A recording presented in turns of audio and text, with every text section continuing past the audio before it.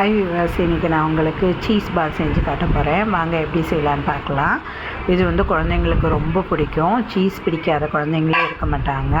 பெரியவங்கள்லேருந்து சின்னவங்க வரைக்கும் இது எல்லாருக்குமே பிடிக்கும். இதை செய்யறதுக்கு முதல்ல ஒரு பாத்திரத்தில் தண்ணி ஊற்றிக்கோங்க. ஊற்றிட்டு அதில் மிளகா பொடி போட்டுக்கோங்க. போட்டுட்டு அதில் தேவைக்கேற்ப உப்பு போடுங்க. உப்பு பார்த்து போடுங்க. ஏன்னா சீஸில் ஏற்கனவே கொஞ்சம் உப்பு இருக்கும், உப்பு டேஸ்ட்டு. அதனால் அதுக்கு தக்கன பார்த்து கொஞ்சம் குறைச்சே கூட போட்டுக்கோங்க. போட்டுட்டு அதில் ரவையை கொட்டி அதை நல்லா கிண்டி எடுத்து வச்சுருங்க.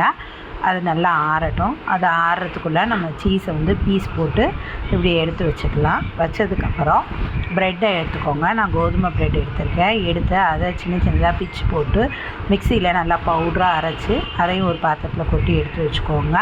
நம்ம ரெடி பண்ணி வச்ச அந்த ரவா கலவையை நல்லா இப்படி கையில் தட்டிக்கோங்க. தட்டி அதுக்கு நடுவில் இந்த சீஸு பீஸையும் வச்சு அதை நல்லா உருட்டுங்க. அது இந்த சீஸ் வெளியே வராத அளவுக்கு அதை நல்லா பார்த்து நம்ம செய்யணும். ஏன்னா அது வெளியே வந்துடுச்சுன்னா அதுக்கப்புறம் அது நல்லாவே இருக்காது, எண்ணெயில் ஃபுல்லாக கரைஞ்சி போச்சுன்னா. அதனால் அதுக்கு தக்கன கொஞ்சம் நிறையா பெரிய உருண்டையாகவே அதை செய்யுங்க. செஞ்சு அதை நல்லா இப்படி உருட்டி நல்லா நாலா பக்கமும் அந்த சீஸை மூடணும். அது மூடினா தான் அது நல்லாயிருக்கும். அதை மூடுற அளவுக்கு அதை நல்லா உருண்டை பிடிச்சி வச்சுக்கோங்க.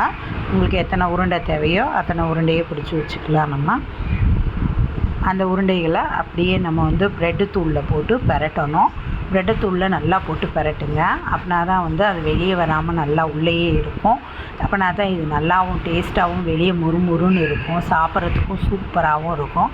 அது நல்லா பெரட்டி அதை பால்ஸ், அந்த மாதிரி பால்ஸை நிறையா ரெடி பண்ணி வச்சுக்கோங்க. வச்சுட்டு ஒரு பாத்திரத்தில் எண்ணெய் ஊற்றிக்கோங்க. எண்ணெய் நல்லா சூடான உடனே ஒவ்வொரு பாலாக எடுத்து போடுங்க. போட்டு அது நல்லா ப்ரௌன் ஆகிற வரைக்கும் அதை வேக விடுங்க. ஆனால் இது உடனே ப்ரௌன் ஆயிரும். அதனால் டக்குன்னு திருப்பி போட்டுருங்க.